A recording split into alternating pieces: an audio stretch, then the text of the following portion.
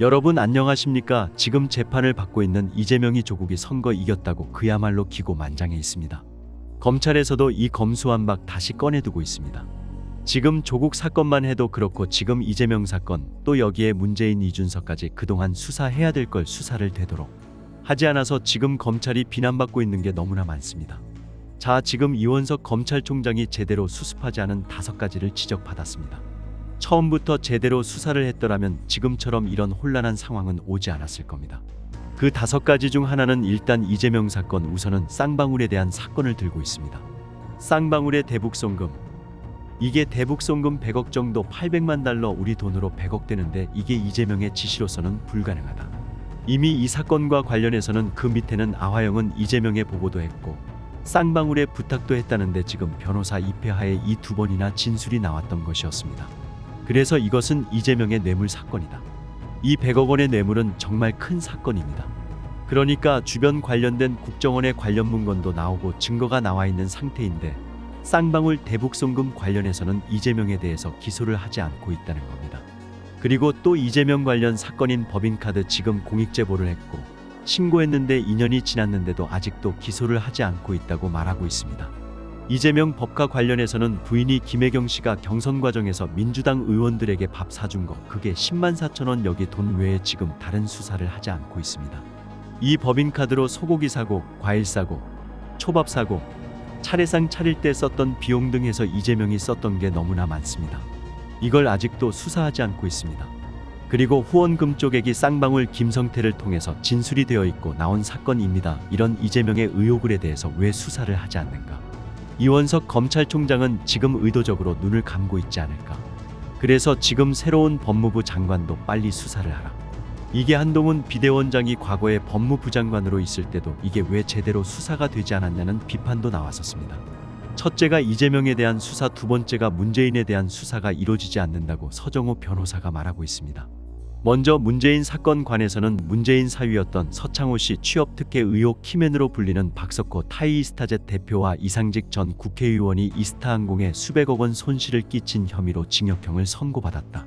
전주지법 제11형사부는 특정경제범죄 가중처벌 등에 관한 법률 위반 혐의로 기소된 이 전 의원과 박 대표에 대해 피고인은 이스타항공 그룹 창업자이자 총수로서 이스타항공을 포함한 관계 회사 이익을 먼저 고려해야 할 의무가 있는데도 이를 외면한 채 독단적으로 타이이스타젯 설립을 결정했다며 나아가 타이이스타젯의 거액의 항공기 리스료까지 보증함으로써 이스타항공에 손해를 끼쳤다며 각각 징역 2년과 징역 2년 6개월의 집행유예 4년을 선고했다.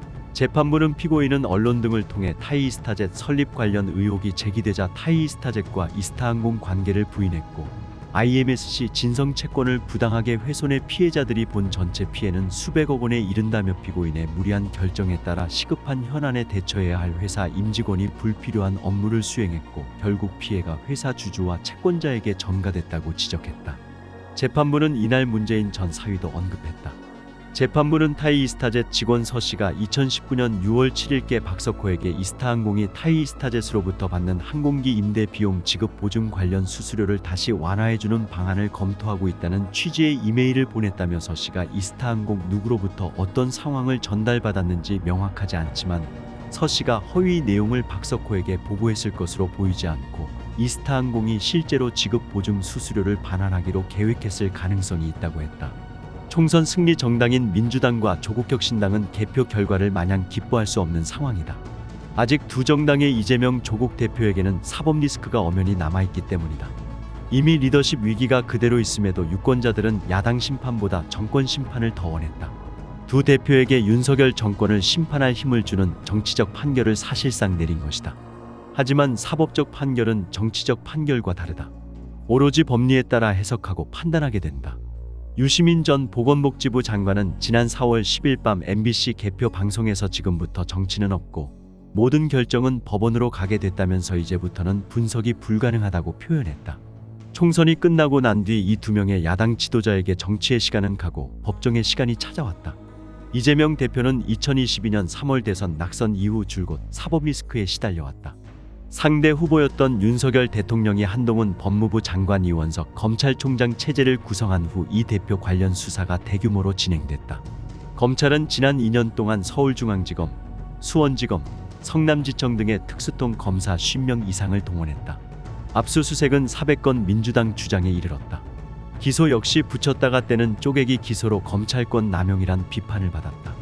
백현동 대장동 개발 의혹, 쌍방울 대북송금 관여 의혹, 위증교사 의혹, 성남FC 불법 후원금 의혹, 허위 발언 의혹 등 제기된 사건이 열건에 달한다. 특경법상 배임, 특가법상 제3자 뇌물 부패방지법 위반, 이해충돌방지법 위반, 범죄수익은익규제법 위반, 공직선거법 위반 등 검찰이 이 대표에게 적용한 법 조항도 가지수에서 어마어마하다. 하지만 지난해 9월 백현동 개발 의혹 등 몇 개 사건을 묶어 청구한 이 대표의 구속영장이 기각되면서 검찰 수사는 속도를 잃어버렸다. 오히려 별건 수사는 더 늘어났다.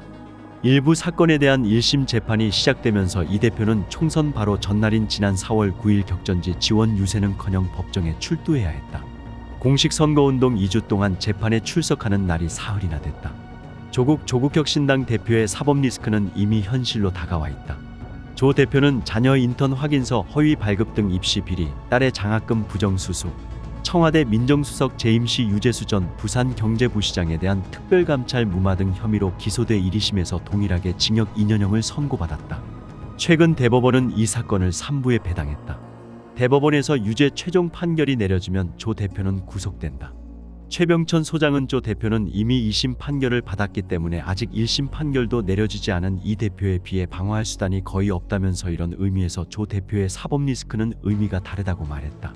대법원 판결로 조국혁신당이 정치적 구심점을 잃어버릴 가능성이 있다는 것이다.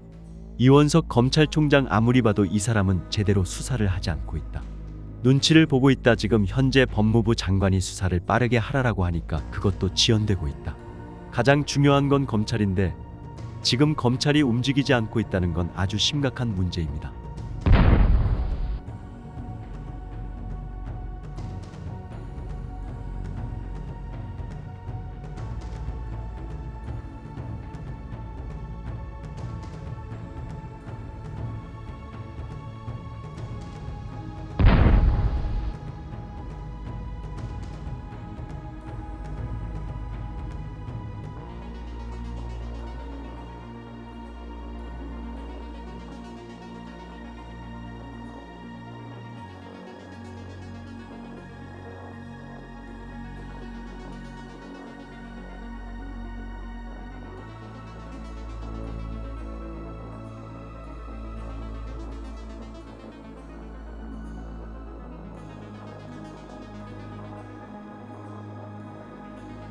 정성산TV 좋아요, 구독, 알림은 큰 힘이 됩니다. 후원해주시는 모든 분들께 가열차게 멸공.